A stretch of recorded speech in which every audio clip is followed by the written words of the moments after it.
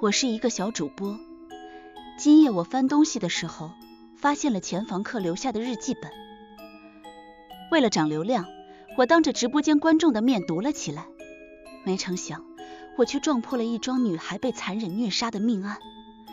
原来那个女孩从未离开过，她一直沉默地住在这个房间里。更恐怖的是，房东的下一个目标是我。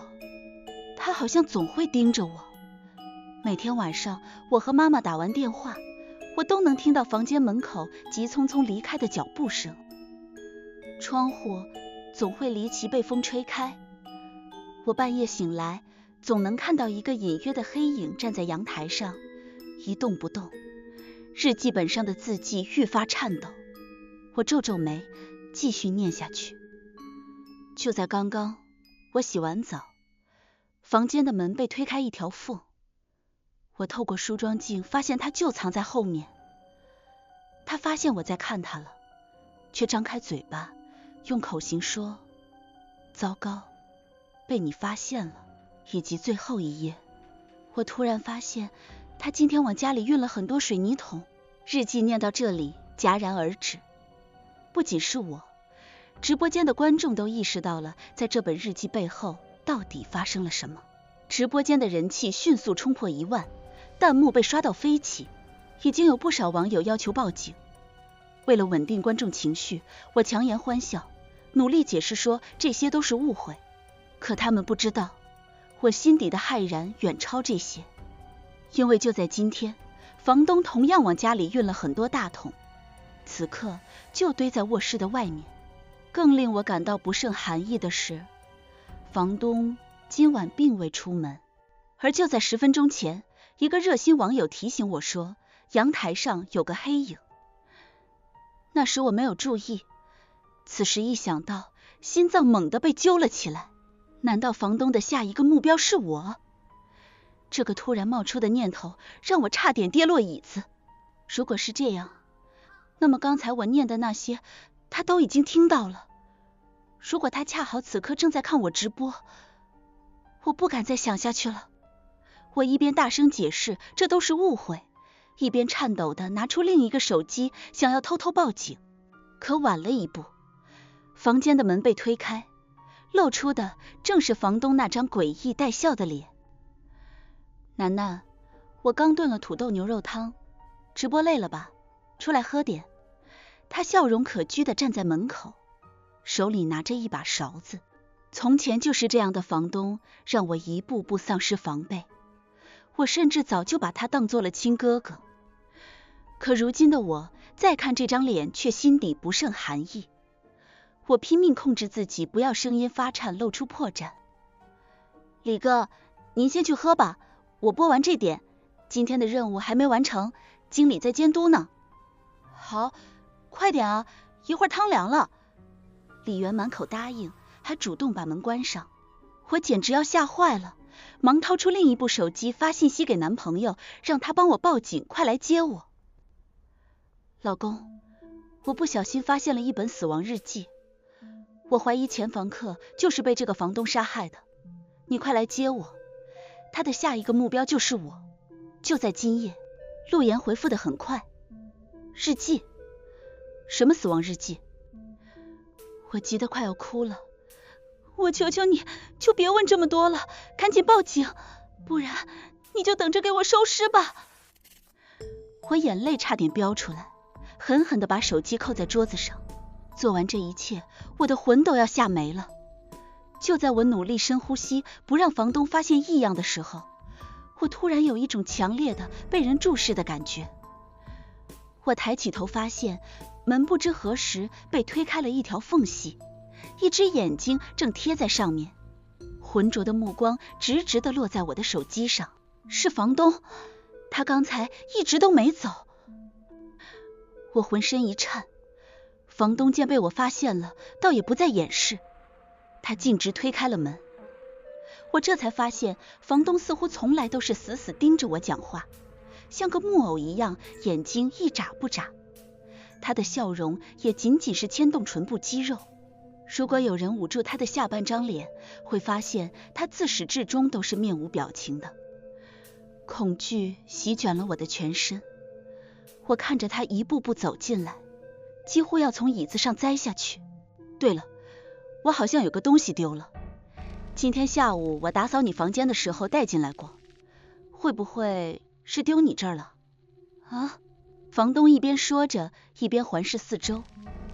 他说的一定是那本日记。不会，我立刻脱口而出，旋即反应过来我的回应有些过激，担心引起他的怀疑。我僵硬地补充道，我今晚也打扫过屋子，什么都没看到。那本日记此刻正躺在我的枕头下面，甚至于刚才被我粗心大意没放好，还露出了一个角。我绝望地在内心祈祷，希望房东赶紧离开，不要发现他才是。而房东已经走到了我面前，他弯下身子，跟我的距离很近。他睁大了眼睛观察着我，试图捕捉到我眼底的蛛丝马迹。楠楠，你的脸色看起来不太好，你真的什么也没发现？真的，我平静地回答。在这一刻，极度的惧怕已经化为完美的表演。我甚至看着他的眼睛，也露出了同样的笑容。李哥，汤该凉了吧？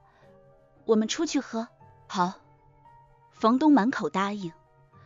为了打消他的怀疑，我率先往外走去。可我走了2步，感觉身后没人跟上。我回过头，惊恐地发现他不知何时站到了我的床边，正背对着我，头向下低着。从我的角度看，他的视线落在的地方正是那本日记本。完了完了，一切都完了！我的内心在尖叫，我的腿都要软了。就在我决定不顾一切往外冲的时候，出乎我的意料，房东仿佛并没有看到那本日记，他只是贴心地给我拿起了还在直播的手机支架。傻孩子，你还直播呢？忘了吧，别晾着人家观众啊。走，你去喝汤，我帮你拿着。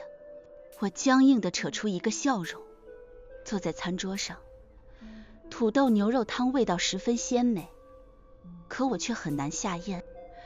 我喝了几口就喉咙发紧，想要干呕。终于，我实在坚持不住，抓着备用手机进了厕所。走前，我让房东帮我先播一会儿。他一直对我的直播有兴趣，说他一直羡慕我们当主播的年轻人。当初就因为这个，他还给我免去了部分房租。站在厕所里，终于卸去了伪装。我抓着手机，整个人抖得厉害。陆岩5分钟前告诉我，他已经报警并从公司出来了，正在驱车来我这的路上。车程大概20分钟，让我再坚持一下。20分钟，说长不长，说短不短，可如今的我却生死都记在上面，等待分外煎熬。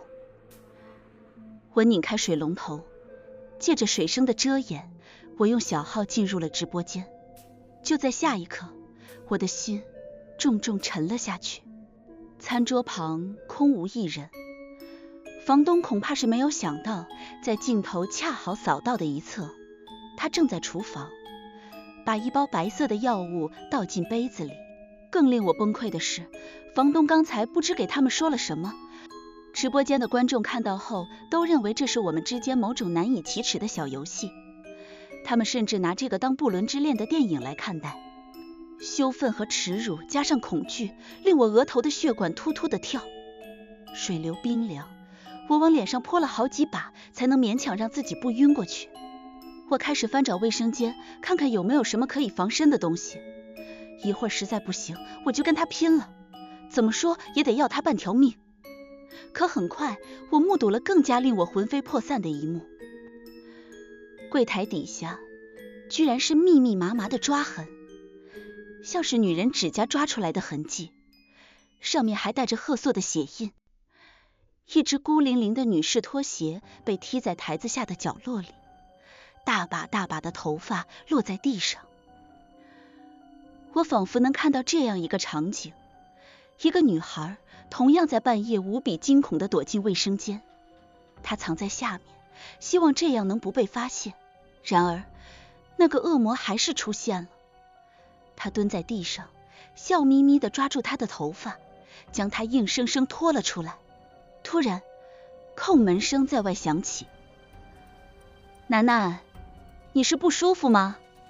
我紧紧咬住嘴巴。透过毛玻璃，我清晰地看到那个人影死死贴在门上，两只手像壁虎一样挂在上面，正伸长了脖子努力往里看。他很快开始转动门把手，一下又一下，像是要将门把手直接拧断。我的眼泪终于涌了出来，我哭着让他在外面等我，可房东显然没有放过我的意思。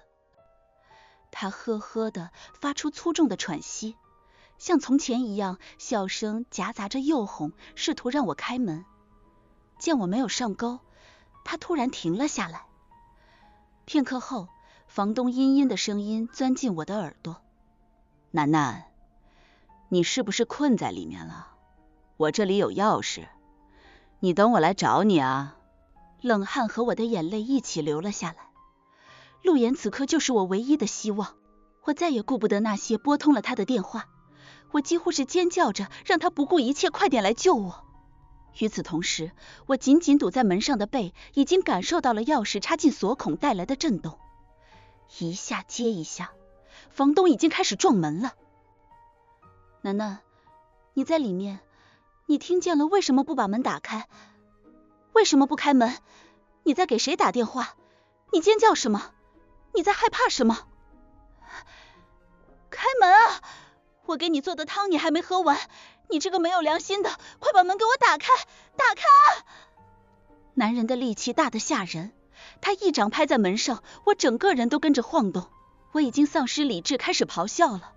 我大喊着我已经报警了，让他不要轻举妄动。房东闻言，动作居然逐渐停了下来。我颤抖地等待了半分钟，确定门外动静完全消失后，我正要再次给陆言打电话，我突然听到了一道细微的声音，咯吱一声，似乎是窗户被人推开了。很快，我的瞳孔中倒映出这样一幅景象：拿着一把尖刀的男人阴阴地笑着，从厕所里面的窗户外爬了进来。可以了，可以了 ，PK 结束了，咱赢了。这场直播够刺激吧？大妹子，哥真是拼了老命了，刚才爬那一趟，差点把我腰给闪了。我睁开眼睛，扔掉衣服里藏着的血包，从地上爬起来。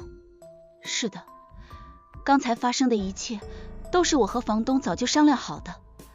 他确实一直都渴望成为一个主播，而他给我减免房费的条件也是我要带他出境。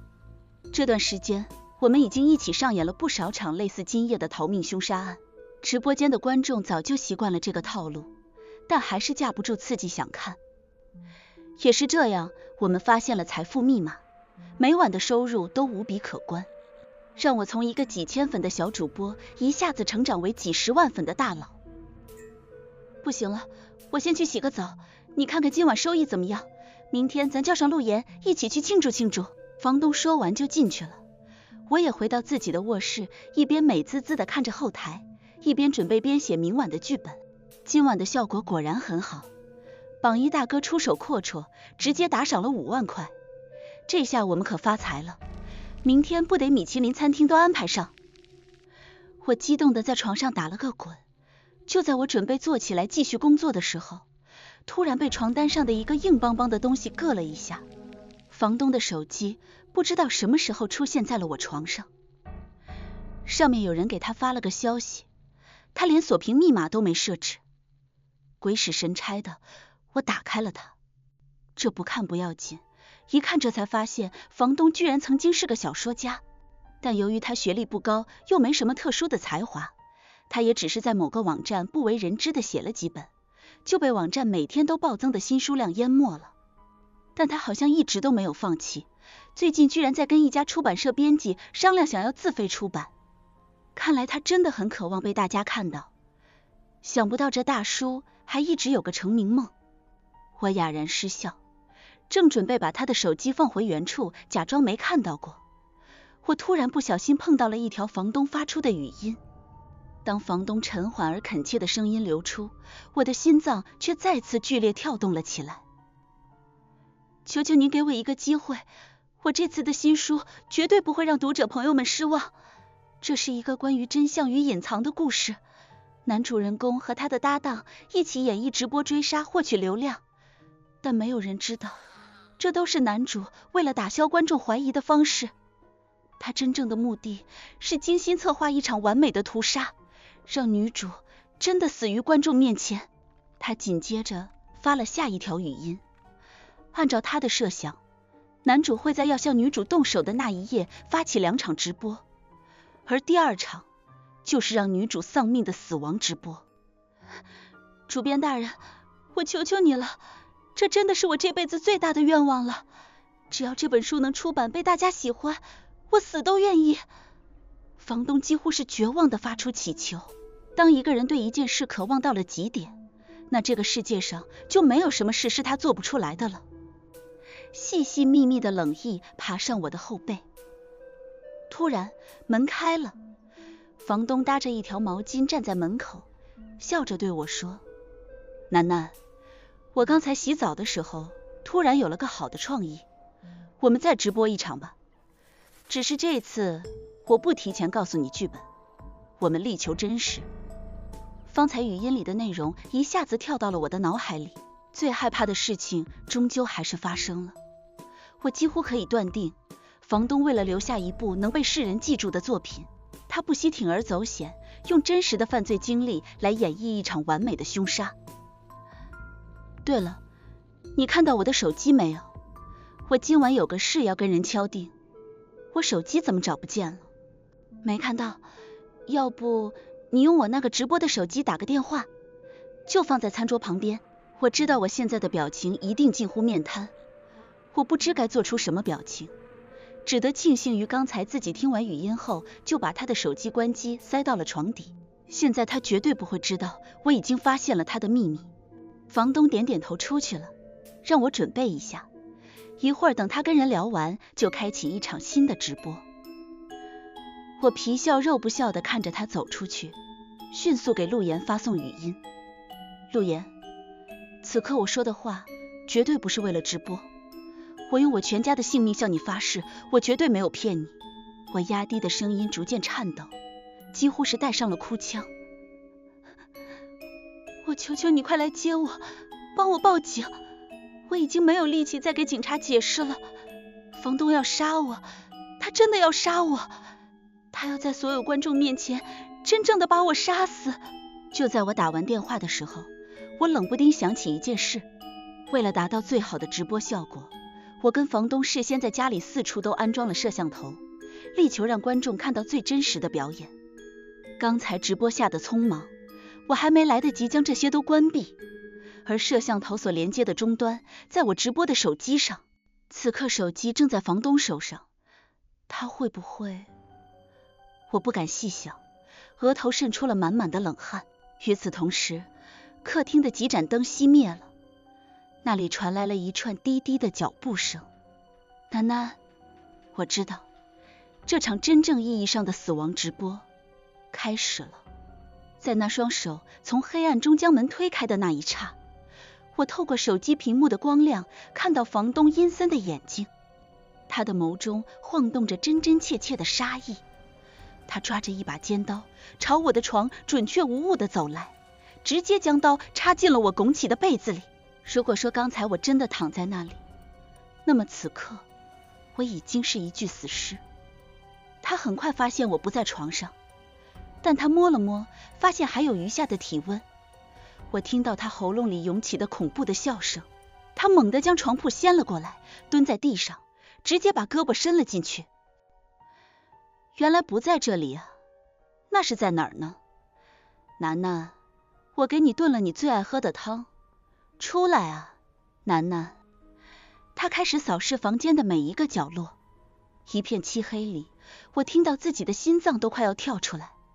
他打开了柜子，移开了桌子，甚至连我堆在墙角的小熊玩具都没有放过。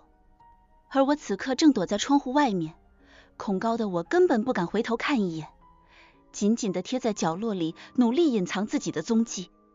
我全部的希望都寄托在陆岩身上，我几乎是强吊着一口气没脱力坠下去。陆岩，求求你快来救我，快来救我！房东察觉我不在，便出去了。我稍微松了一口气，慢慢蹲下去。正此时，陆岩发来了消息：楠楠，我已经上楼了，你现在藏在哪里？告诉我，我直接去接你。他终于来了，极度的狂喜差点让我手一抖摔下去。我正要调整姿势回复他，我突然意识到了不对劲。从陆岩的公司到这里至少需要20分钟车程，可这离我刚才给他打电话不过5分钟。短短的5分钟内，陆岩是怎么可能来上楼？我猛然间想起房东是个电子高手，我直播用的东西都是他帮我搞定的，伪装成另一个人发消息给我，对他来讲应该不是什么难事吧。更何况如果这个人真的是陆岩，他怎么会一上来就问我藏在哪里？他不应该先确定一下我的安危吗？我不敢再想下去了，无尽的恐惧伴随黑暗吞噬着我，而那一头的陆岩还在耐心地催促着：告诉我，楠楠，你现在藏在哪里？见我没有回应，屋内翻找东西的声音再次响起。我几乎可以确定，这个给我发消息的人就是房东。我的心再次提了起来，我怀疑我的手机已经被房东篡改系统了，我根本不敢再用它打电话。我扣上手机，心一点点沉落下去。我不知道自己能不能坚持到警察来救我，可如果就这样死亡，我真的不甘心。可突然，我眼尖地瞥到了一辆黑色的轿车停在楼下，上面一个特别的标志，正是陆岩的车所具有的。难道他真的来了？我打了一个激灵，赶忙拿起手机，发现陆岩又给我发来了好几条消息。原来他今晚下班早，刚才就在路上给我排队买炸鸡，这会儿接到消息就马不停蹄赶来了。他估摸我不会坐以待毙，而是会藏起来，所以才直接这么问。陆岩不愧是世界上最了解我的人，他为了不让我怀疑，还专门录了视频，露出自己的脸。楠楠，你快告诉我你在哪儿，我好直接去接你。我现在已经在门外了。幸福的眼泪喷涌而出，我哭着告诉他我现在正藏在哪里。陆岩收到消息，立即说让我再坚持一下，他直接到外面想办法救下我。我感觉我已经得救了。就在我喜极而泣的时候，我突然收到了房东的消息：楠楠，你男朋友今晚要杀你。我的眼皮跳了一下，潮水般的信息冲进我的眼睛，屏幕的光在黑夜里将我的瞳孔刺得生疼。你刚才直播拿的日记本不是我提前给你准备的那个，也就是说，你真的无意之间拿到了一本日记本，而这本恐怕真的是死者生前的记录。楠楠，其实有件事我一直瞒着你。其实在你之前确实有个女孩来租房子，那时她的男朋友就是陆岩。那段时间我一直出差在外，回来后听陆岩说他俩分手了，女孩去别的城市打工了，我就没有过问。你知道吗？今天的那些水泥桶不是我带来的，是陆岩。我的头皮发麻，我刚才读的时候就有些怀疑，短短1天的时间，房东哪来的闲工夫写满了整个本子？而且那个字迹如此清秀，确实不像是男人的，更像是一个女孩。最重要的是，那本日记里通篇用它来代替。女孩发现了男人的种种异常，却还坚持住在那里。唯一的解释就是他们的关系非常亲密，比如男朋友。而令我彻底慌乱的还是房东接下来发的一张照片，是一个女孩和男孩的合照。相片上的女生身形瘦弱，笑靥如花，而她旁边站着的分明是陆岩啊！我的身体一僵，我慢慢的转过头，发现黑暗里一个人影正身上绑着绳子，从下面朝我爬来。我彻底吓坏了，在他的手碰到我鞋子的那一刹，我猛地踹开他，钻进窗台，回了卧室。陆岩紧紧跟在后面，想要钻进来，可他快我更快，我几乎是用尽全身的力气将窗户关闭锁上。陆岩就像一个巨大的蜘蛛攀在外面，他的脸在黑暗中看起来有些扭曲，他张大了嘴巴，尽管我听不清声音，但我还是能辨认出他在让我开窗。我的呼吸都紊乱了，眼泪绝望地往外奔涌。客厅里传来动静，房东显然听到了这一切，在赶来。此刻我已经不敢相信任何人了，我拖着酸软的身体又扑过去将门锁死。门外和窗外同时响起巨大的撞击声，一下接着一下，恍若死神逼近。我捂住脑袋滑落在地。就在我拨通报警电话的时候，我突然瞥见床下有一排鲜红刺目的大字，上面写着：快跑，不要相信陆岩。而在这行红字的旁边是一张揉成一团的保险单。我打开一看，上面写着一个女孩的名字，而受益人正是陆岩。恰好是我在租房网站上看到这所新房子的时候，我的心彻底死了。眼看陆岩力气大得吓人，就要把窗户推开，我惶然地打开房门冲了出去。房东立刻接应了我，又问我有没有受伤，似乎真的很关心我。我已经顾不上怀疑他了，更危险的东西还在窗外，更令我崩溃的还在后面。房东告诉我，我们的门已经被人不知用了什么方式从外面锁死了。他是特种兵出身，身体素质很好，我们都不是他的对手。房东一边锁死卧室那间门，一边搬来桌子将门堵住。现在我们根本没有办法抵挡，他是一定会进入这个屋子的，只是时间问题。我恐惧地听着窗户被破开的声音，有人从外面钻进来，落到了地板上。我听着那熟悉的喃喃的呼唤，根根汗毛倒竖。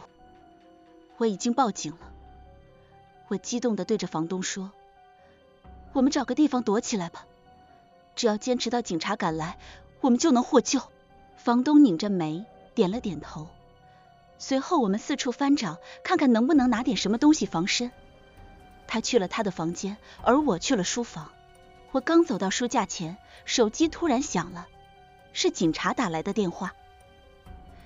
女士您好，这里是警局，想请问一下，您刚才说现在您和您房东李元一起在被陆岩追杀，你的房东是李元吗？女警察的声音虽然温婉沉稳，但还是让我心冷不丁狂跳了起来。是啊，李元，有什么问题吗？女士，请您赶快离开他，并与他保持距离。女警察的声音陡然压低，语调急促起来。我们怀疑他和一起命案有关，为了防止错认，请您拍个视频发给我。我惶然地喘起粗气，我使劲拍拍自己的胸口，让自己冷静下来。我告诉自己，也许是错认了。这个世界同名同姓的人那么多，李元2个字本来就很大众化。可紧接着，陆岩给我发来消息，他说他看到地板上的字和那张保险单了，都是房东伪造的。那个女孩是房东的表妹，当初女孩极力追求他，房东表现得十分不悦，并有很多怪异的举动。后来那个女孩就失踪了，他根本不知道发生了什么。他说他现在意识到了李元是个很危险的人，让我赶紧跟他离开。我的世界观都要坍塌了。我不过是个18线小主播，我从未想过会有人编织一个如此大的骗局引我入网。凶手到底是陆岩还是李元？我此刻根本谁都不敢相信。我选择相信警察。我哆哆嗦嗦地将门打开一条缝，拿出手机，镜头对准了正在翻找东西的李元。遗憾的是，黑暗中我只能借助些许月光，而且拍到的都是他的背影和侧脸。我内心祈祷让他稍微把头转过来一点，可一只蛾子突然扑了过来，我吓了一跳，手机一抖，差点掉在地上。就在我重新把手机抬起来打开相机的时候，我忽然发现镜头对面的人不见了。楠楠，你在拍什么？镜头里突然出现一张放大的脸，房东的脸白得恐怖，他阴森森地看着我，此刻距离我不到1公分。我注意到他的手中拿着那把水果刀，他缓缓举了起来，下一秒这把刀对准我，直接刺了过来。寒光擦过我的眼睛，可预想中的死亡并没有到来。我听到耳后传来一道门哼，紧接着房东和我身后的人厮打在了一起。我这才发现陆岩不知何时从窗外爬进了书房，刚刚他就站在我的背后，我竟然忘了陆岩会尾声，刚才的女警察很可能就是他扮演的，他借此来让我放松警惕。我尖叫一声，被房东推到门外，我眼睁睁地看着他不顾一切，疯了似的冲向陆岩。楼下一辆开着大灯的车呼啸而过，灯光擦过墙壁的瞬间，我这才发现上面挂着一张巨大的女孩的遗照，黑白色的，上面的女孩嫣然微笑，沉默地注视着这一切。我听到房东发出震耳欲聋的咆哮：你终于来了，我要让你为小林的死付出代价。我几乎吓得动弹不得，我眼睁睁地看着房东强行将门关闭，把我挡在门外。房间内的打斗十分激烈，我惊吓到失声，过了好一会儿才跌跌撞撞地爬进浴室，把门锁上。过了不知多久，我收到了房东的信息，他已经死了，把门打开吧。陆岩死了。我的心沉下去的同时，又有一种复杂的隐痛在心底蔓延开来。这毕竟是我相伴多日的男朋友，是我曾经最亲密的人啊。就在我呆滞的将手放在门把手上拧到一半的时候，我猛然察觉到不对。如果门外的人是房东，他为何要发消息给我，而不是直接喊我开门？不好，门外的人是陆岩。可惜迟了一步，就在我反应过来想要将门关上的时候，一股巨大的力气强行将门撕扯开来。我绝望地看着门缝逐渐张开，露出陆岩半张带血的脸。他狰狞地望着我，嘴角露出一抹微笑。楠楠，是我啊，你很失望吗？幸运的是，在这一时刻警察及时赶到，他们将陆岩制服带走。临走前，警察告诉我，陆岩给我买了巨额保险，一旦我出事，受益人将会是他。陆岩想杀死我，嫁祸给房东，没成想这一切伴随着那本日记的重见天日被房东发现，而他将计就计，一步步引陆岩上钩，而那个可怜的女孩便是他上一个杀害的猎物。他患有一种失忆症，每天都会忘记前一天发生的事。他写下那些红字和日记，就是为了提醒第二天自己。只是可惜，新一天的他还是重新沦陷在了陆岩的甜言蜜语之中。李元今夜是抱着与陆岩同归于尽的决心，他深爱着那个叫小林的女孩，他设置了一条定时信息，把一切真相都告诉警方，而自己已经永远倒在了那个房间里。我去警局录了口供，为了方便直播，家里安装了很多摄像头。案发的时候恰逢我们第2场直播，摄像头都记录下来了，你们可以随意查看。我面无表情地说着，签完字后起身离开。在我走到门口的那一刹，我听到一个警察略带奇怪的声音：咦，他的字跟那本日记本上的好像啊。我缓缓抬起眼睛，我有过一个妹妹，她的字是我手把手教的，不过那是曾经了。我很后悔允许她出来打工，让她遇到了病态的拿摄像头偷窥她、觊觎她的男人。我更是痛恨那个欺骗她感情还要了她命的人。我想妹妹沉默地住在这间房子里的这些日子，一定很孤单，很渴望陪伴吧。现在我亲手把这些该死的人都送下去了。琳琳，看见了吗？姐姐终于为你报仇了。我用力闭上眼睛，努力抑制住从眼眶里涌出的酸辣的东西。